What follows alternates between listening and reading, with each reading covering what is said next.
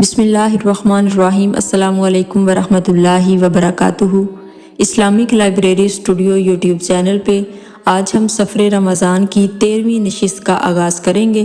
ہمارا آج کا پہلا سوال ہے، کیا روزے کے لیے نیت کرنا ضروری ہے؟ روزے کی درستگی کے لیے نیت سب سے اول درجہ رکھتی ہے، وگرنہ صبح صادق سے لے کر غروب آفتاب تک کھانے پینے اور مجامت سے بچے رہنے سے تو ہرگز روزہ نہیں ہوگا۔ جمہور ائمہ کے نزدیک ہر روزے کی الگ نیت ضروری ہے، البتہ امام اعظم ابو حنیفہ رضی اللہ تعالی عنہ کے نزدیک پورے رمضان المبارک میں پہلے روزے کی نیت ہی کافی ہے، بشرط یہ کہ پورے ماہ میں روزوں کا تسلسل قائم رہے۔ سوال نمبر 2 ہے، کیا نیت کے لیے زبان سے اظہار کرنا ضروری ہے؟ نیت دل کے ارادے کا نام ہے، لیکن اگر نیت کے مسنون اور مستحب الفاظ زبان سے دہرا لیے جائیں تو افضل ہے، ورنہ اگر کوئی دل سے ارادہ کر کے سحری کے وقت روزہ رکھنے کے لیے اٹھا اور کچھ کھا پی کر روزہ رکھ لیا تو یہی اس کی نیت ہے۔ سوال نمبر 3 ہے، کیا روزہ توڑنے کی نیت کرنے سے روزہ ٹوٹ جاتا ہے؟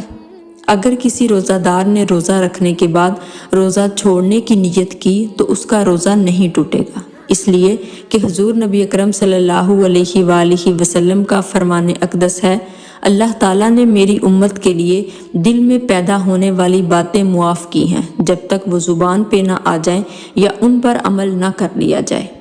سوال نمبر 4 ہے، سحری کا وقت کب ختم ہوتا ہے؟ کیا اس کے بعد کچھ کھانا جائز ہے؟ سحری کا وقت ختم ہونے کے بعد کچھ بھی کھانا پینا جائز نہیں ہے، کیونکہ سحری کا وقت رات کے آخری نصف سے شروع ہوتا ہے اور صبح صادق سے چند لمحے قبل تک باقی رہتا ہے۔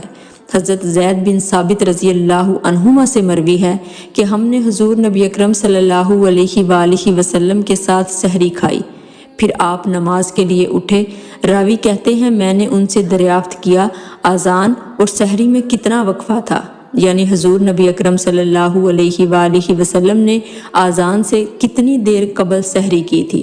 انہوں نے فرمایا 50 آیات پڑھنے کے برابر۔ جمہور فقہا کے نزدیک اگر صبح صادق ہونے میں شک ہو تو کھا پی سکتے ہیں، لیکن جب صبح صادق کا یقین ہو جائے تو رک جانا ضروری ہے۔ ہاں، اگر کوئی کھا رہا ہے اور اذان فجر شروع ہو گئی ہے تو بقدر ضرورت کھانے کی اجازت ہے۔